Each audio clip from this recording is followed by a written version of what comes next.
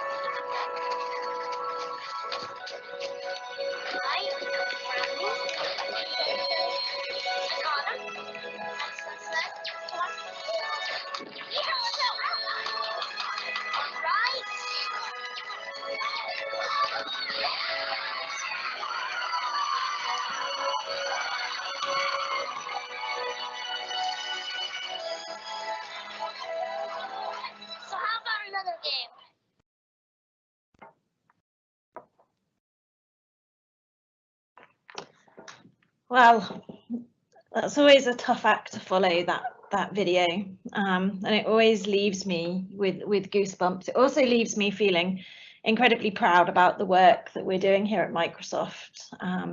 Some of you may be aware that we have a vision to empower each and every individual on the planet to achieve more, and I think, you know, when we have the pleasure and the privilege to be able to show things like that, that really does bring that sentiment to life and demonstrate how we're looking to achieve that. So my name's Kerry Hollis. I lead accessibility for the UK from our business group, and as we said, I'm joined by my colleague Stephen. So we're going to talk you through what we're thinking from an accessibility for all perspective. When we're using technology, there really are no limits to what people can do, and we will give you some really fantastic scenarios and some use cases as we progress. But it's really important that you think about how you build accessibility into everything you do, how you make it okay to have conversations around accessibility, how you make it okay for people to be open about the needs that they may have in the workplace. It's also important that you give you create the right environment for people to feel safe and express themselves. And Stephen's going to talk a little bit more about that later as we progress. So we are a connected society, and as I said, technology can connect people in a way that they haven't felt connected before. It can also exclude people if it hasn't been designed with accessibility at the forefront. So what does this mean? It means that inclusion should come through design, accessibility should come through design, and some of the features and things that we're going to talk to you about as we progress are actually designed in exactly that way. The other thing to think about here when we think about connection and we think about society is actually, whilst these tools, and Eve landed the tool around colourblind and colour filters earlier, whilst these tools are designed for people with accessibility needs, they're not limited to those. So it's important to also think about how technology is driving it across each and every one of us, regardless of our accessibility and those kind of needs. So think about it like this. Artificial intelligence is making incredible advances in the way that we communicate from a speech, a vision, and a language perspective.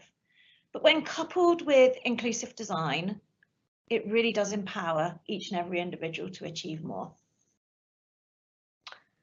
So in the past, you had to adapt to the world. There's no getting away with that. There's been incredible developments and leaps forward in technology. But in the future, the world will adapt to you. And I think that's a really fantastic thing to be able to call out. But let's look at this image. Now, what I see in here is steps and paths jumping out of me, jumping out of that. But what this is this is inclusive design at its best. This is an architect who has thought about the blend of people with mobility issues and people that, you know, can bound up the stairs, and he's combined those two worlds. And he's done it in a beautifully seamless way that doesn't draw attention to the fact that, you know, we're making allowances. It's about working together. It's about connecting society. When accessibility is part of the design, inclusion is built into that. And I really want each and every one of you to think about that. The number of times, you know, when you go somewhere and you might see an accessible entrance, but with stairs in front of it, you know, and you know, I wish I was joking, but I have genuinely been to places where I'll see a lovely big wide door, but in front of it is steps. How on earth is that person that has muscular issues or is in a wheelchair or something like that, how are they supposed to get up the stairs to use that? So think about inclusive design in any which way you can. Accessibility is the design of products and services and environments so that everyone, including obviously people with disabilities, can fully experience them. Think about electronic media. They're designed in a way that everybody can use them. But did you know that by simply clicking on Accessibility Checker, you're actually making sure that everybody receives the information in the way that it was intended? So there will be people with disabilities that simply can't access information. And why on earth would you want to send a communication, send electronic media, whatever it might be, in a format that simply isn't accessible? So again, another tip in there. Organisations that are inclusive with products, services and culture reach higher levels of productivity, higher levels of innovation, and see gains that benefit their entire organisation. At Microsoft, you know, we're no different to anyone else. We embrace everybody here, and everybody has a voice. And through using the technology that we have, we're all able to work alongside each other in a productive a creative, and most importantly, a safe way. So when we talk about accessibility, what are we really talking about? We're talking about the 1 billion people that have a disability, many of whom are going to need assistive technology. But let's put it another way. 1 in 6 of us at some point will be affected by a disability. And that disability could be temporary. You've broken your arm. It could be situational. You have a sick child at home and they're sitting on your lap, so therefore you only have 1 arm. Or indeed it could be permanent, so perhaps you've had an amputee or something like that. So I really want you to think that disability isn't something that is always visible. In actual fact, disability is in 3/4 of the time, 70% of the time, is actually invisible. So please don't make assumptions. Just because you can't see it doesn't mean it's there. And I go back to my original point, make sure that people feel safe to voice their disabilities, make it okay, and make sure you're providing the technology from an inclusive perspective to allow them to be able to give their best to their employers. So when we're thinking about accessibility, if we put a business lens back on this, we're thinking about impact. We're thinking about customer experience, we're thinking about brand and social vision, and we're thinking about talent acquisition and retention. Some of the very best candidates for certain roles, if we think about coding and that type of thing, may have a disability. So it's really important that we think, how do we acquire that incredible talent in the first place? And once we've gone through the acquisition process, how do we create a safe environment that they can really thrive, that they can continue to be creative and continue to do their best work? The future workforce, millennials will represent 75% of the global workplace within the next 6 years. And we need to provide a work that enables them to really connect with the values that they have. So I'm going to hand over to Stephen, who's going to talk about his journey so far. Hi, Millennial here, as so many of you. So my name's Stephen Woodgate and I work for Microsoft. I've been working for Microsoft for the last 6 years and I work in our consumer marketing division. If you just forgive me, I'm just going to turn the subtitles back on because it looks like they've stopped working. So I've been working for Microsoft for the last 6 years, and the reason I'm speaking with you now is that I am dyslexic and dyspraxic. So what does that actually mean? So when I was growing up, I've just turned over the age of 30, so into my 4th decade. And when I was growing up in the early 90s, I had a massive speech impediment.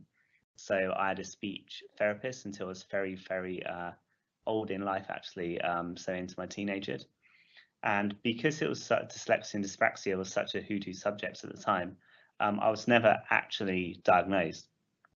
So I went through my whole school system, my whole secondary education, my whole 6th form education, thinking that I wasn't quite good enough to get through.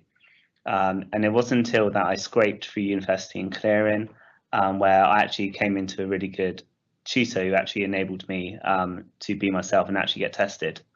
And then I was able to actually find out that I was very dyslexic, that I spoke like a 9-year-old, I spelt like an 8-year-old, and it is one of the most arduous tests that you ever had to go through. So the reason why I'm speaking about this, like straight from the up, is that the world is a very different place now, and this webinar is all about culture in the workplace.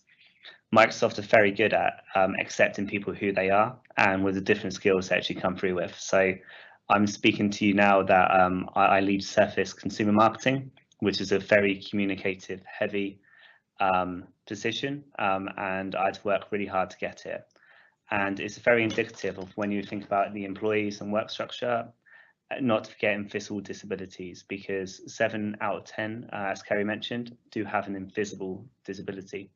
And that could range from dyslexia to dyspraxia to ADHD to autism. So I'm just going to go through a different kind of a bit of a journey. And there was a research which was done recently that 10% of children in the UK have some degree of dyslexia. So if you think about that, that's 1 in 10.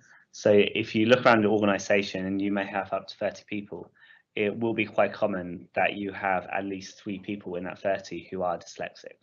So therefore, they would actually have reading, writing, and communicating difficulties. What's brilliant about technology as we kind of progress is that education needs to step away from exam-based periods and actually understand much more qualitative skills, much more soft skills. So if you think about what we do every day, we are presenting, we are communicating, we are collaborating, but more importantly, we're being creative. And this is where technology really plays its place. On the dyslexia test, which I mentioned earlier, there was actually this question which actually came up. So do you think of creative solutions to problems without trying? My mum would testify that I created SatNav before SatNav was an actual thing. And she still insists that to this day, where I just looked at a map and saying, why can't I be on the telly? You know, so it's a different set of skills which people with dyslexia actually bring. They see the world slightly differently to everyone else. So therefore, if you think about the whole diversity and inclusion actually in the workforce, is that dyslexia can actually bring you a fresh perspective of thinking, whether that's on a marketing campaign, a go to business proposition, or even just how to get stuff done.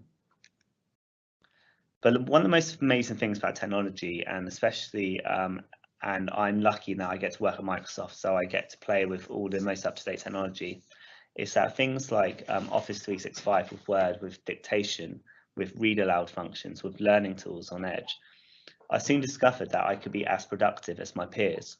So for people who do not have dyslexia or dyspraxia, who find methods of consuming content a lot easier, I have many forms of ways to actually understand it in a much more specific way.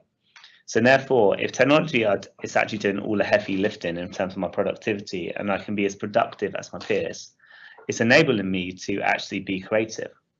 And what are dyslexic people famous for? They're famous for actually being creative.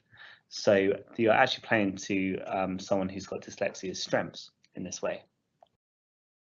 But the most remarkable statistic which we come across, and we did an amazing campaign about 2 years ago, and it's still so resonant today, is that 65% of today's school students, so the future workforce, will be doing jobs that don't exist yet in 5 years' time. So if you think about in the future, there will be a plethora of jobs which will come about where you need coding skills, where you need creative skills. The future of AI, how it would actually create automated processes, won't actually need a person to actually input the data. It would actually need someone who's really creative, really expansive, really collaborative to actually think about what data to input and how to use that data in a representative way.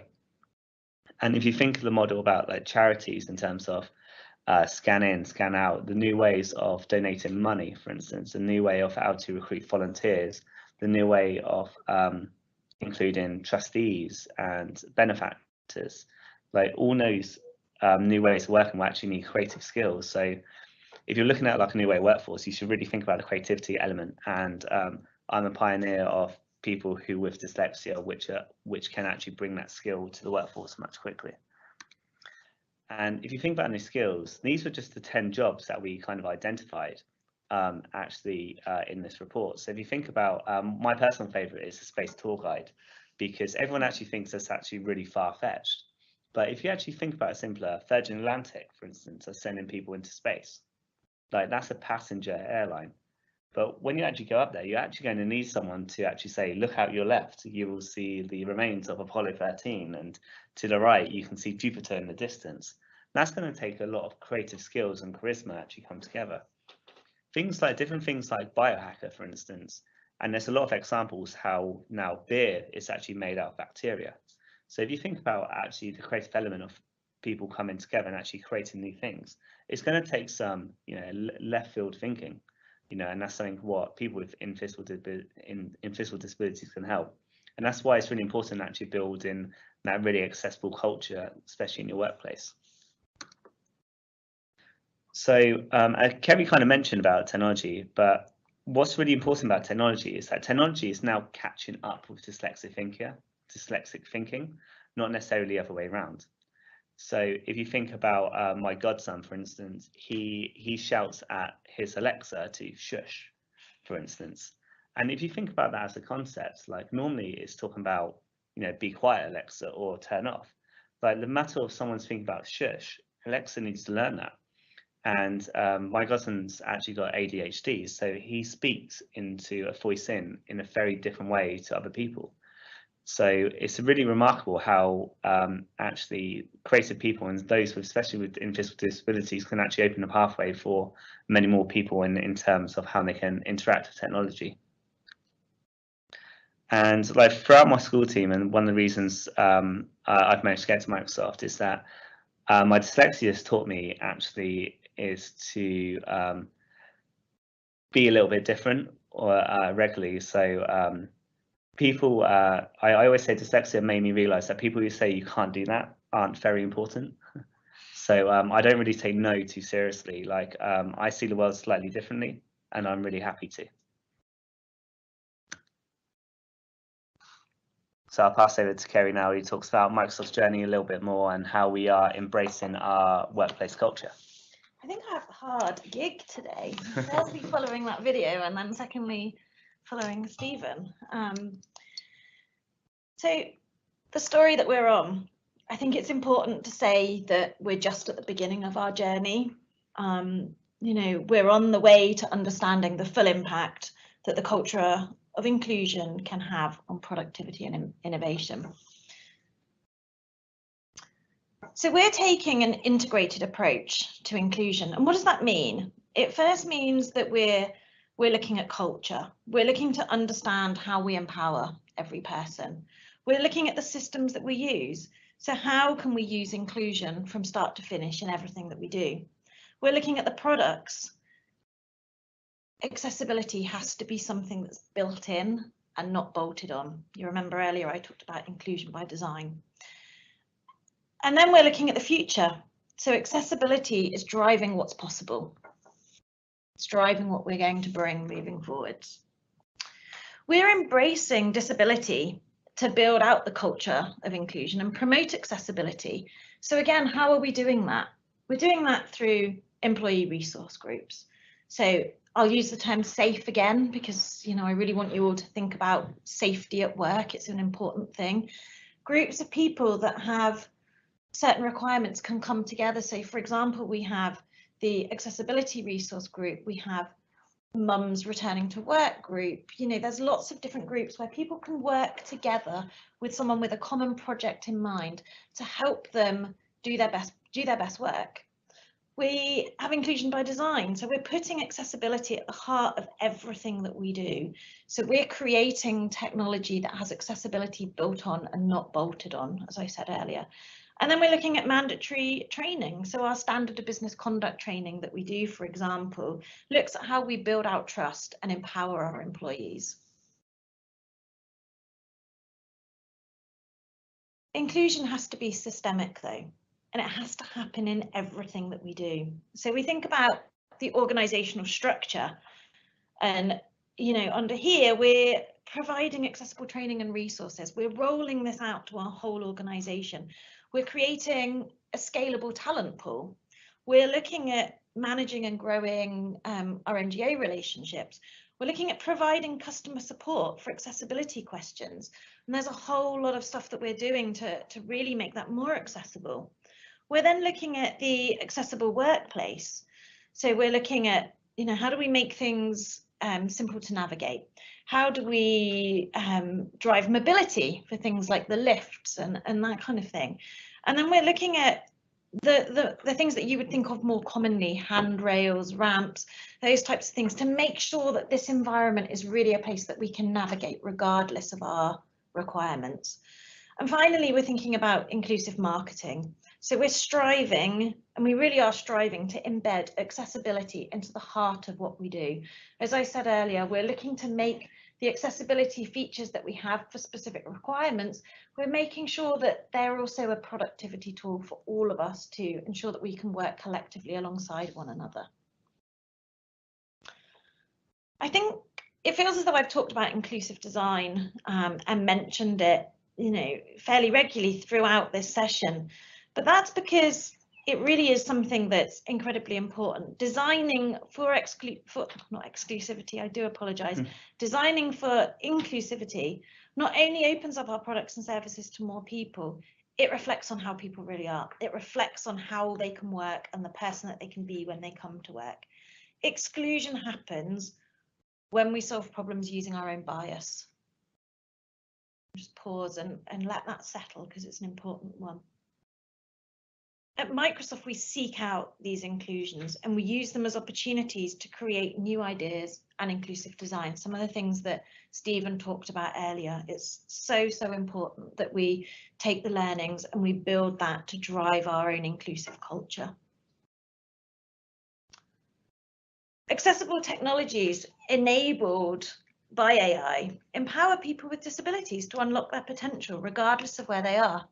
And disabilities come in a number of different streams. You may have visual impairments. I wear glasses, for example, and as the day progresses, my eyesight becomes more challenged. And I use the Windows Plus key as well to zoom in on certain things if I'm tired at the end of the day. So that isn't a it isn't a blindness, but nevertheless, it's a requirement for those types of tools. We have hearing accessibility requirements. So for example, the ability for people to lip read. So we've just recently established background blur, and that's on the back of a hack. So it's allowing people to focus on the individual so that they can lip read. With things around neurodiversity, learning tools, mobility, and not forgetting mental health. And accessibility encompasses each and every one of those. So, when you're going back to your businesses and you're looking at that, make sure it's not just focused on what I would call the more obvious, more visible disabilities, because actually, to reiterate the point that both Stephen and I have made, 75% of disabilities are invisible.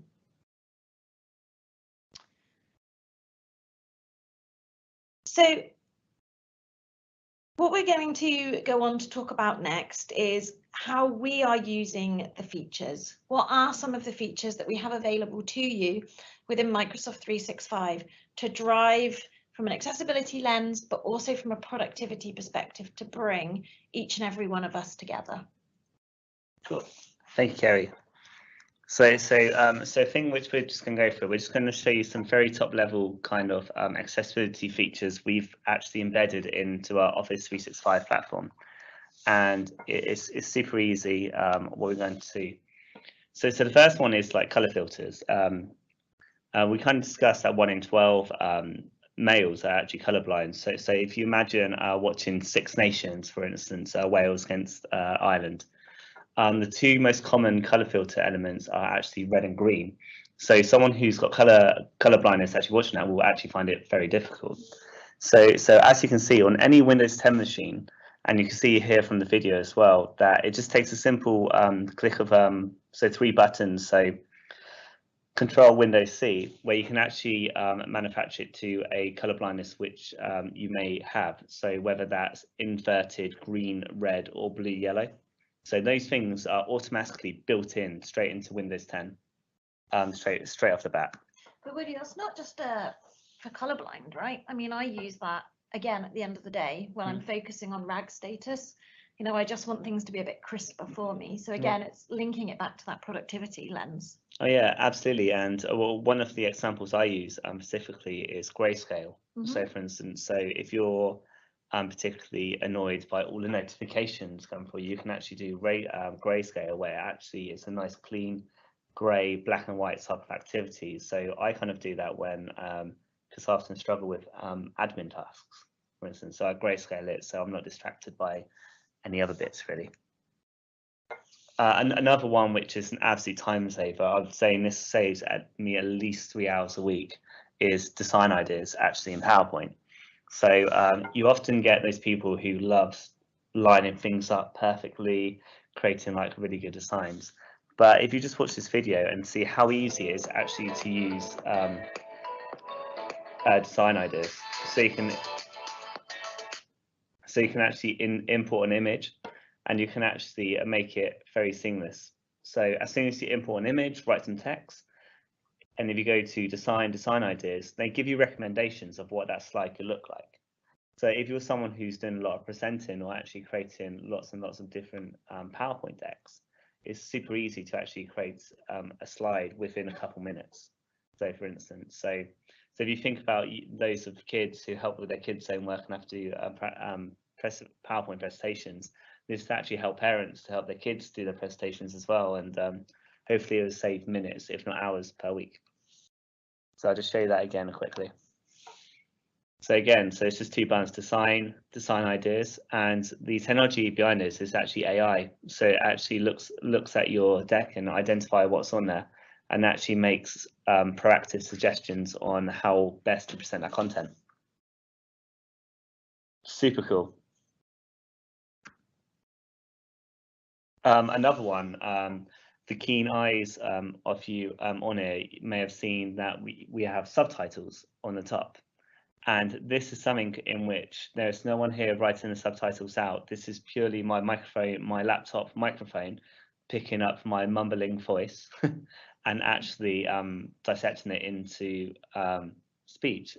So for instance, those who are hard of hearing can follow along, or you may have a poor internet connection where the words only appear, or you may be even in a noisy environment. So you might be in a coffee shop or actually on a bus.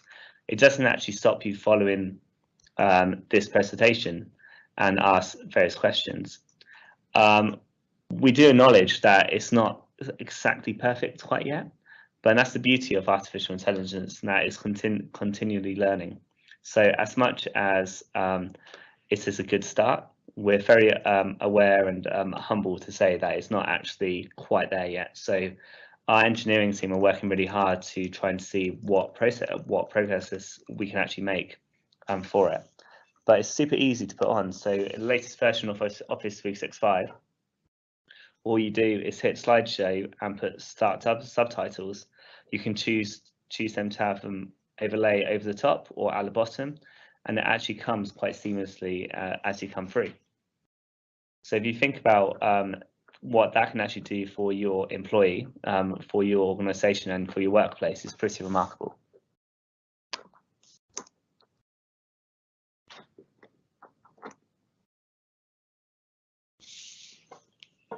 Perfect. So I hope you've had a good sense of some of the features.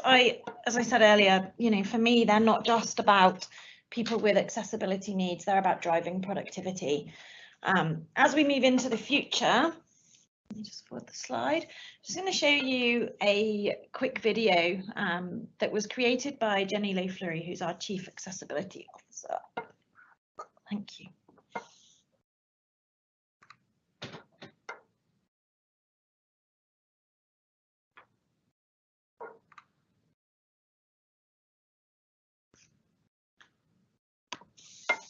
He's trying to be blind.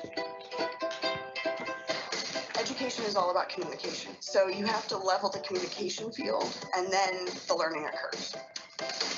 Today, I'm going to show you how to set up eye control, an application of Windows that allows you to control a mouse, keyboard, and text-to-speech experience using only your eyes. It's great. Tell me all the different shops as I passed, which is lovely. And the different street names as well. Quite often I don't know which street's which. Approaching intersection. Faster, you go right. It's an example of Microsoft taking a leap forward using some of our research and our ability to innovate. I got on the track again.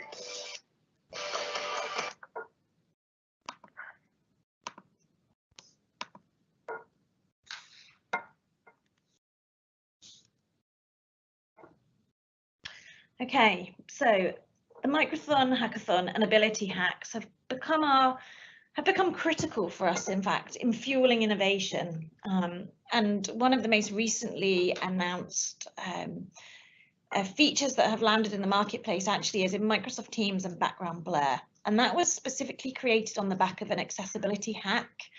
And I'd love you to look it up, but just very briefly, this was born from a lady that was actually deaf, and she would regularly do Skype calls and had to say to her parents or her family, can you turn the lights off in the background so that I can focus on you? And actually she said, you know, I work for a tech company, there must be a better way of doing this. So actually using hackathons is really driving the innovation in our business. Again, fantastic from a disability perspective, but also from a productivity perspective. And you know, if there's anything I want you to take away today, it's the two absolutely go hand in hand together. Imagine what we can do when we work together moving forwards. So get those charity offers and check the eligibility.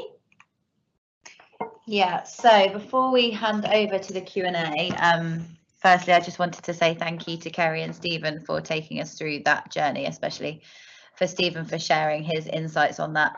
As Kerry mentioned, these are kind of some of the next actions you can do to think about what you want to do next. These are specifically around generic Microsoft charity and technology. These aren't the specific go-dos from an accessibility perspective.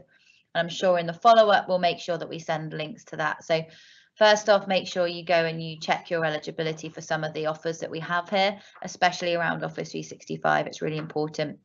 Secondly, there's a great white paper you can download. If you're struggling within your charity to try and articulate why digital is so important to your SLT, to your trustees, this white paper can really kind of help you articulate that in different ways. And then finally, if you've got any questions at all around our kind of charity technology offerings, I would recommend taking a note down of that email address and also that phone number. I know in the previous webinar, someone asked the question of, you know, does this work inside the UK? Yes, it does. They're obviously working on kind of US time, but you can still email them as a UK charity. I also wanted to draw attention to the Charity Digital Code. If you haven't already come across this, this is a really fab resource. And I know that Jonathan and the Charity Digital News were also engaged in bringing this to life. There are about 170, I think it was, charity representatives bringing this code to life. And it's a great way to kind of help you think about how your organisation can use some really practical steps on bringing digital to life within your charity. What's next? We'll be sending a feedback form out around this webinar and the others. Please do take the time to fill those in. It's the only way we learn whether we're actually landing these webinars and we're supporting your digital skills in a positive way. So please do complete that for us. And without further ado, I think, yes, the next webinar is coming along. Sign up for them. We've got the next one next week, all around kind of volunteer and donor management. So you can have one single view of your donor, and that's using CRM software. And then also the piece around bringing people together using Teams. So you've all dialed into this webinar and you're all using the Teams app. So you've got the opportunity to learn more about that on the 30th of April. So without further ado, I'm going to hand back to Jonathan, and we're going to leave the camera on Kerry and Stephen, and we're going to start the Q&A session, and I'll jump in if there are any questions that are relevant to what I know. So Jonathan, over to you. Okay, thank you very much, Eve, Kerry and Stephen. I thought that was a really insightful session, which covers some really fantastic content. I certainly learned about some new features. And as somebody who produces quite a lot of PowerPoints, I'm really looking forward to using design ideas in the very near future. Just to reiterate for those of you listening, if you want to raise a question, then you need to click on the question icon, which is the purple icon in the bottom right-hand corner if you're on a browser. And if you're on a mobile device, it's the white icon, which is at the top of the screen. We've got a few that have come in already that I'm going to kick off with. Quite a simple but straightforward question, actually. Quite early on in the webinar, Kerry, you mentioned the accessibility checker. Could you explain a little bit about what that is and what it does? Absolutely. So accessibility checker is available in things like Outlook and Word and PowerPoint. And basically, it's a simple box that you check on, and it checks that the document can be read by people with disabilities. So for example, if you're missing text around a picture, it will tell you. If you've got a content slide that perhaps doesn't have, sorry, if you've got a slide that potentially doesn't have a content, that's not the right word. Title, thank you. And that has a title, it will tell you those sorts of things. If you've used language that has a bias to it, it will just pick up all those sorts of things. So actually what it's giving you is a very polished document that ensures that people, regardless of their disability, can actually read and consume the information that you're sharing. Yeah, and that's just standard functionality. It's just standard available functionality to everyone. Cool, yeah, and just to add that as well, like just imagine you're sending an email, blast email, for instance, to hundreds, if not thousands of people. You don't actually know who's going to be reading that. So for instance, accessibility checker will actually look if your images have alt text, for instance. So for those who are unable to see, can actually understand what the photograph is. That's an example, and use their own software to actually read that email out loud to them. So it's just really important to be really conscious and really inclusive of everyone who's actually sending an email out to. And I think with this audience, that's really powerful, because if you think about some of the service users you're engaging with as charities, you never really know where that document is going to end up and who it's going to land in the hands of. So as charities, if you can get behind using something like the accessibility checker, you're only going to be promoting that use amongst many other people that aren't kind of using it currently. Cool. And as it just had, like, this is not additional work either. It's because it's a simple click button. It's not additional work. It doesn't take minutes or hours to redefine the content. It's something which you can be highlighted quite straight away. So it's actually helping your productivity as opposed to going against it. Yeah, that's brilliant. So we've obviously been using the captions on this webinar. Question coming in from somebody who is they use Teams and they want to know if they can use the captions for their meetings as well, and if so, how they go about that. So captioning in Teams is in preview at the moment, and we'll be rolling out later on during the year, but absolutely that product will be made GA. Yeah. And then it's a simple case of clicking on the 3 ellipses within a meeting and hitting start subtitles. However, this is PowerPoint. So if you're doing a PowerPoint presentation, if you go into slideshow, and there should be a button there which says start subtitles, and it should do it automatically. So if you're presenting in front of a room or actually over Teams like this, so the subtitles you're seeing now is actually from PowerPoint, not from Teams. So it's already there and in PowerPoint. So if somebody's doing a PowerPoint through Teams, they will get it. If they're on the latest version of Office 365, then it's all there. And again, that is another example of a hackathon idea. Yeah. So it came through a hackathon, through our employees saying this should be embedded, and it was a download, and it was something that you had to go and, much like with Outlook, you added a lot of add-ins. It's the same thing in PowerPoint, and it was only in November last year that we added it into PowerPoint as an update. So the charities will need to go in and you'll need to update your Office system. And if you don't have it in, if you can't update it, if you're not an admin within your charity, you can go and still download it as an add-in from the Microsoft Translator PowerPoint website. So I was just thinking actually it'd be useful if we shared that link after this meeting as well, so that the people who haven't got it in the current version can access that. So let's make sure we get that done. Another question. So we were talking about invisible disabilities earlier in the webinar and how important it is to try and get knowledge of those. Do you have suggestions of ways in which you can encourage people to maybe volunteer and share what those invisible disabilities are, so that people can then be more inclusive in how they work around those or work with those? So we've got a genuine example actually of how one of our partners did it. So one of our system integration partners joined Disability Confident and was the 10,000th member to join Disability Confident. And what he did was he actually sent around a email to his whole organisation talking about what Disability Confident meant and how important it was, and actually saying to people, he has dyslexia as well, and so he announced to his whole organisation via email that he had dyslexia and he was interested in learning from others with disabilities, but he also wanted to hear from people across the organisation that wanted to help build out their accessibility go-to-market strategy.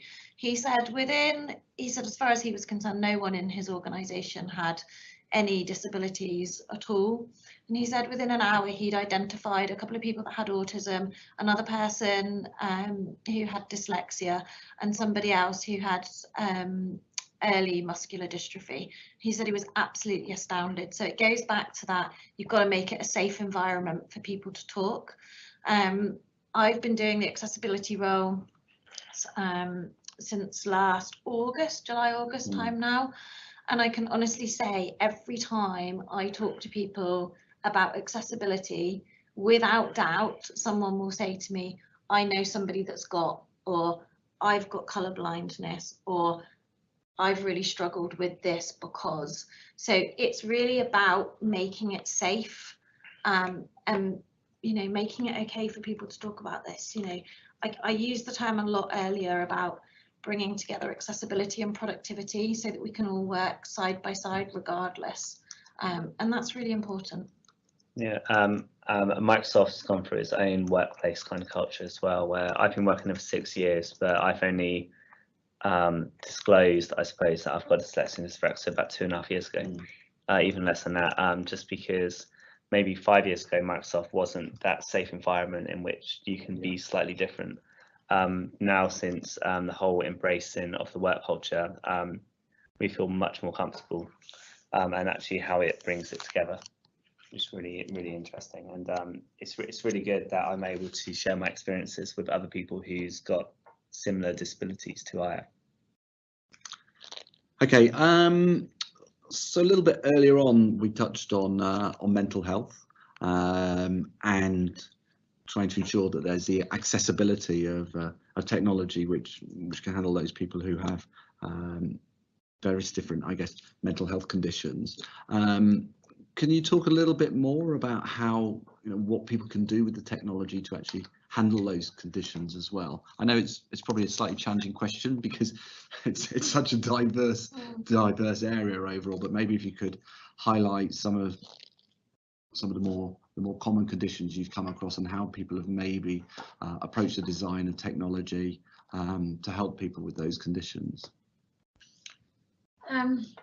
Gosh. So there are like a few examples. So for instance, in Windows 10, there's things like Focus Assist, in which you can use. So what we find is actually good people who suffer a bit of anxiety, who actually wants to focus on problems, cut out all notifications. Things like Grayscale as well really helps the whole mental health agenda on different things.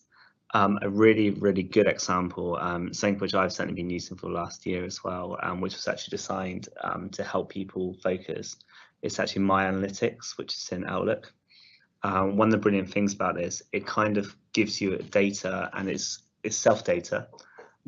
So it's only data which is available for you, but it tracks your out of office like working habits. If you're actually replying to emails, if you're waking up nervous at 3 o'clock, for instance, 3 a.m. and sending emails, like it would tell you, actually give you that data back saying how you're actually working, how you can actually improve your productivity. But also, what's really interesting about it, you can set up different workflows. So if an email from your boss came through later in the day, it can actually tell you if it's important or not. So you can create loads of create frames. So you can go home at 6, 7 o'clock, knowing you don't have to look in your emails, and you'd only be alerted if something serious was coming for. Like if you think about the peace of mind that will give thousands, if not millions of people, like it's incredible. And it's just like a really small example in which we can all be much more productive if we're actually much more mentally safe. But then also bring in the use of the employee resource groups that we talked about earlier. You know, you mustn't underestimate the use and the value of those types of groups with the ability to work together on a common goal or a common business objective. Okay, I've got a really simple question here. It's, can I have my emails read aloud to me in Outlook? Yes. Yes. Yes. And if so, how do you do that? You should open your email and there should just be a functionality at the top, or if not, you can highlight it and right click read aloud. Okay. And you can do that in Edge. You can also do that in the other productivity tools as well. Read aloud is a commonly used feature. As one of the best examples is just to use OneNote. So if you use OneNote, everything which we've got the best of Office 365 is all embedded in OneNote. So it's a great learning tool. It shows all the immersive reader, all that kind of elements as well, which are just absolutely incredible. Even if it's for teaching 5-year-olds how to read to someone with dyslexia or reading problems, difficulties to actually read syllables and understand what verbs, nouns, all that coming together. So impressive. And I've got another question. It's not specifically about accessibility, though it does directly impact on it. And that's a lot of the type of functionality that we've been discussing today comes with Windows 10 and Office 365. So the listener online has said they've recently upgraded to Windows 10 and Office 365, but a number of the staff, a lot of the staff don't actually trust this as a new technology and maybe like to use the old versions still. So they're not actually able to get the benefits of some of this technology and apply it. So what kind of tips do you have to actually encourage the person who's introducing these newer versions in terms of how they communicate to their staff to encourage them to use the latest versions? I've got a really good example. I did an accessibility talk in our finance team. So for instance, people who are absolutely brilliant with Excel know it inside and out, but I was able to show them an accessibility feature in which no one in the room actually knew. So it was incredible actually wowing someone with features. And that's something which you've seen those little videos at the end there. And that's something which we think is going to be a way to actually encourage people more usage of these things. Because it's a little bit of a different way of working, but people don't know how to use these kind of technologies. So it's our job as marketeers, and I think we've made it a little bit too complicated at that moment. So we're actually trying to find the best avenue to showcase these features in the most easy, clearest way possible. And if it's free, which it is, it's just about adopting and just learning a different way. My analytics tool is a great example of that. There's an accessibility sway that we created some time ago now, and it's being edited and it's being updated, which we can share afterwards. Which for anyone in that situation where you have people that aren't using the latest tech or they don't understand why, utilize this sway. It's delivered through a browser, so you can just send them the sway, or you can walk through it in your next team meeting, or you can go to your SLT with it, and it talks you through the different features. And essentially there will be one that will resonate with most people, and these people that aren't using the latest versions, there will be something in that sway that they'll have an aha moment, and maybe that is the way, to Stephen's point, you'll get these people using the latest version. So we'll make sure that sway gets shared in the follow-up to the call, so keep your eyes peeled for that one, whoever asked that question. The other thing, sorry, can I say one more thing to that? The other thing with this is to really lead by example and to share your stories. So I said earlier that the more conversations I have around this subject, the more people are being very open about their disability. So find your story. The likelihood of every individual not knowing somebody with some form of disability is actually very low. So find that thing that resonates to you, and then cross-reference with the accessibility sway that Eve is talking to, and you will find, I guarantee, something that supports that particular disability. And then from a leadership perspective, make it the way. Make sure that you're setting an example by turning on subtitles in PowerPoint, for example. Make sure you're that person that's clicking on check accessibility. Make sure that you're being very clear about the tools that you're using. We run a champions program at Microsoft, where we have what we call accessibility advocates who will go to different team meetings to evangelize around this subject. So, it kind of has to be mainstreamed. Yeah. Okay, brilliant. I'm kind of conscious that we're unfortunately out of time today. We have got some more questions, but what we will actually do is we will record answers to those questions in the time after this webinar, and then we will put those online together with the recording of the webinar on Charity Digital News in the next week. So all of this content, including the videos and all the questions, will be available to both you and your colleagues. I'd like to thank Eve, Kerry and Stephen very much for what was a fascinating webinar. I think there's a challenge to all of us in our organisations to make sure that culturally we're all being inclusive in our approach, and I felt you really brought that to life today. But then you're actually able to combine it with some really practical tips about how we can use technology today, which is out of the box in many cases, to make ourselves more accessible. And obviously that technology is improving all the time as well, so the situation is going to get better and better. So thank you again. In terms of future webinars, Eve's already touched on what we've got coming up. So on the 16th, managing volunteer and donor information using CRM software, and on the 30th, bringing people and workflows together to enable teamwork. Many of you, I think, are already signed up for that automatically because you're signed up for this whole series. But if you're not, you can go to tech-trust.org/2019 webinar series to sign up for those and to keep informed of all future webinars as well. So with that, I'd like to say thank you very much for joining us today, and look forward to speaking to you again in the future. Goodbye. Hello and welcome to the supplementary questions for the Embracing Diversity in the Workplace with Technology webinar. We didn't quite have time to cover all the questions in the hour we had for the webinar, so we're going to quickly pick them up now. So first question I've got here is, we've started using 365, but there are lots of apps and other technologies that we don't really know about. Is there a site people can go to which tells them about other applications and technologies they could use, which are going to be helpful from an inclusion perspective? In addition to what we've talked about today. Yep. So there is, Woody's done some great work around recording a series of quick short videos, so we can absolutely share those. And the accessibility sway is another great asset that we can share. And there's obviously things like CNAI, which you can download on the App Store as well, which just kind of shows how brilliant the AI solution is really in terms of accessible technology. Yeah. Yeah. Okay. And now the read aloud feature. So we were talking about this earlier with the emails. How does it differ from screen reader programs such as JAWS? So this is an application that's built intrinsically into Microsoft 365. So there's no need. You remember earlier how I talked a lot about products needing to be built in as opposed to bolted on. So this is absolutely an example of that. This is just there in the product. Yeah, so no additional resource, just use it.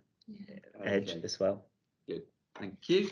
And the accessibility features that we've been discussing that are in Office 365 and other Microsoft applications, do those need the person on the receiving end to have the latest versions of the software? So do they need Windows 10? Do they need Office 365, or does that not matter?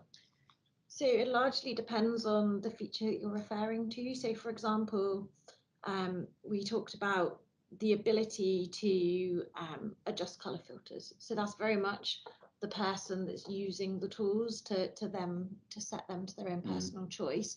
From an accessibility perspective, from an accessibility checker perspective, that is checking it for the recipient. So it kind of doesn't matter whether they have it their end, because the document will be checked at the source. And the subtitles, for example, is that from where it's being transmitted from, or is something needed at the receiving end? Where it's being transmitted from. Yeah, brilliant. We had a question on social media as well. So what accessibility features are there on some of the different social media platforms, be it LinkedIn, Twitter, I guess Facebook as well, etc. So, with social media being a browser online network, things like Edge, you can read aloud your content. If you're posting on social media, it's really important to think about alt text. So now there's applications on LinkedIn, Instagram, and Twitter specifically, where if you upload an image, you can actually write an alt text to promote it. So for those with visual disabilities, get to understand what's in the photograph, even if they don't get to see it. For people who haven't used alt text before, could you just give an example of describe a photo and then describe what you would put in alt text? Because I think, especially within the Microsoft, there's a lot of people that come to me and go, "Oh well, it's just an image. It's not got anything of value in it." What sort of descriptions would you put in it? So say, for instance, if they ask that question, there's no value in it, I would question why they're putting it in the first place. But nevertheless, if it's, I know, a group picture, like here, we're a room of smiley people wanting to help, it's important to write group of smiley people recording webinar, for instance, just because it can give that tone over. And they kind of say a picture can say 1,000 words, but if you're unable to see the picture, you need to be really clear and concise what you really want to get from that photo. So if you want to share happiness, joy, put it. It should be reflective of the copy you write. It's also about defining the way in which you post to social media. So for example, if you're going to use a hashtag, then you can set the settings within LinkedIn and Twitter to pronounce hashtag, as opposed to it giving you some garbled message. So it'll actually say hashtag I am happy, for example. But then also bear in mind how, and Woody and I were talking about this earlier, so he breaks things down to read it. So if I gave Woody a hashtag that said hashtag I am happy, he probably wouldn't process that particularly well. So instead, to make life easier, I would post hashtag capital I, capital A, small m, capital H, and then lowercase APPY. So it's just really giving a distinction so people can process that more easily. Yeah, that's some great tips there. Okay, well, that's the end of the supplemental questions. So I'd like to thank you very much for that again, and goodbye. Thanks very much. Thank you.